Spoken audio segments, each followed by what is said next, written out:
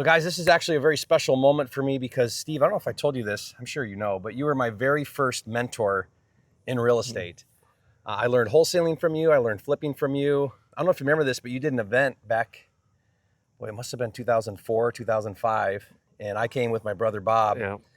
And that was sort of my intro into real estate. And you put out this, I think it was like a, I don't know, maybe 20, 30 page ebook on wholesaling. And I read that. I remember thinking, I don't quite get all this, but sounds like I just got to hustle a bit and I can make money with this and I don't need money to get started. And that was my intro into wholesaling. And that was literally, I think 2004. So it was over 20 years ago.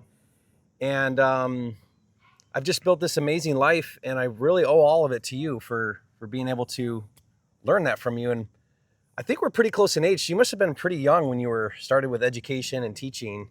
Were you in your 20s? I was early very, 30s. very fortunate. I was early 30s. Yeah, early 30s. But I don't say that you can't say you owe it all to me because you took the action and all I did was share what I know. I feel like I was very blessed in the beginning.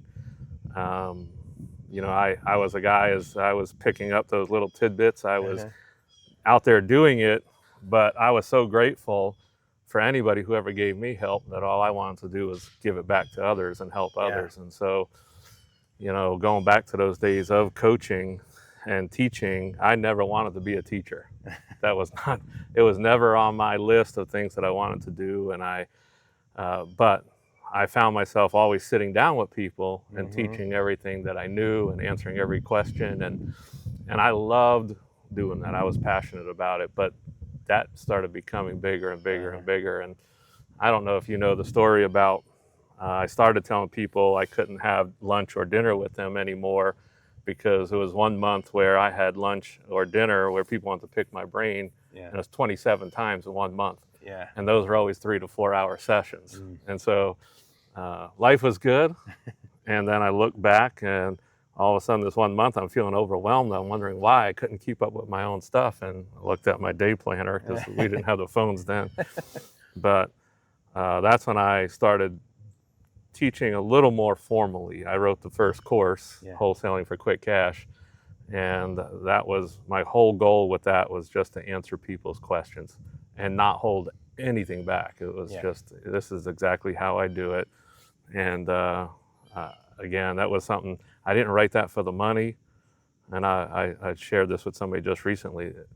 We sold $34,000 the first week. Of that. With that. Was it ebook or a No, course? it was an actual course, a 3-ring binder. Yeah. And in week 1, and I was like, there's a thing. And back then, wholesaling was like this sort of obscure thing. It wasn't a multi-billion-dollar industry like today. Not very many people knew about it. It was sort of like just inside the real estate investor community. There wasn't much education. Everything was behind a paywall. It was kind of challenging to figure it out and learn about it back then. There wasn't YouTube and all that like there is today. Yeah. And it was, it was just an awesome, awesome time. I feel blessed to have been part of that when so many people, today I'm proud of seeing so many of the people who I had the privilege of working with are some of the teachers and educators and everything today. Yeah, you really, I think, started a movement, because that was some of the first education I think available even at all at that time. There was one. I know who you're talking about. Yeah. But it was there was very little of it going on. And I feel just tremendously grateful to have found that because I was at a place where, I'm young, I didn't have money, didn't have credit, didn't have the ability to really do much, but I was hungry, had the desire, the work ethic. I just needed like a blueprint and you were able to provide that. I remember going to your event and I was sitting at a table. You were teaching for a couple days. We did some walkthroughs too, which was fun at that event. And one of the guys that was there had done a wholesale deal and made $100,000 on a deal. And I remember hearing his story and sitting there with him and looking at this kid and something just clicked in my head. That was more money than I could ever imagine at that time. I think my job was like a $25,000 a year job.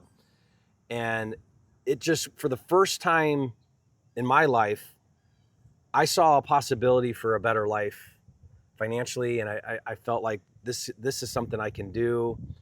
And it just, you know, I didn't look back. I just said, I'm going to figure this out. I'm going to do this.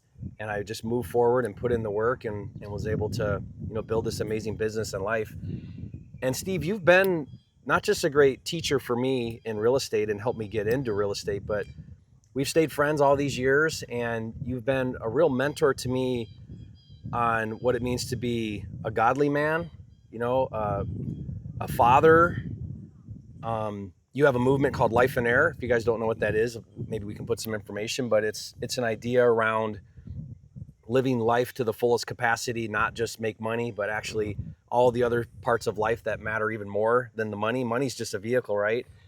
And so I've been able to do charity work with you in Guatemala, which has been just life-changing for me and my kids. And so when we moved to East Tennessee and I find out that you're like my neighbor here half an hour away, I'm just so excited, and I hope that we can spend more time together, because you really have had a tremendous influence and impact on my life. And I just want to thank you for that. And I know that hasn't been easy. I know that, you know, there's only a certain type of person that maybe resonates with that, but I do. And it means a lot to me that you put God first, you put your family first, you put your marriage first, your kids, and you're still, you know, a real estate guy doing deals and making money, and there's nothing wrong with that. But I just love the Lifeonaire philosophy that you've developed and created. Thank you. Well, I appreciate that. And I feel like I was just obedient to it, because the idea came from the Lord. And you know, one day I was just praying about people who were asking me to teach them how to become a millionaire. Mm-hmm. And, you know, I would say, well, why do you want to become a millionaire? And they'd say, so I could be a better father, so I could be a better husband. And I said, guys, you don't need money to be a better mm-hmm. father or a better husband. You just got to do what good fathers and good husbands do. And I was just praying one day, and I said, Lord, what is it about this word millionaire? And in that moment, I just felt him speak to me and said, what they really want to be is a lifeonaire. And I was like, lifeonaire what? Can you spell that for me? And I wrote this word down, and I just felt like that was what I was supposed to do from that point forward, is really teach people that, guys, it's not about the money. It's really about what it will do for you, the mm-hmm. life that you can live. And you can live that life whether you have a little or you have a lot. And, you know, more money is only going to magnify who you already are. That's right. And so I feel very accomplished when I can help somebody live that life and help them make money.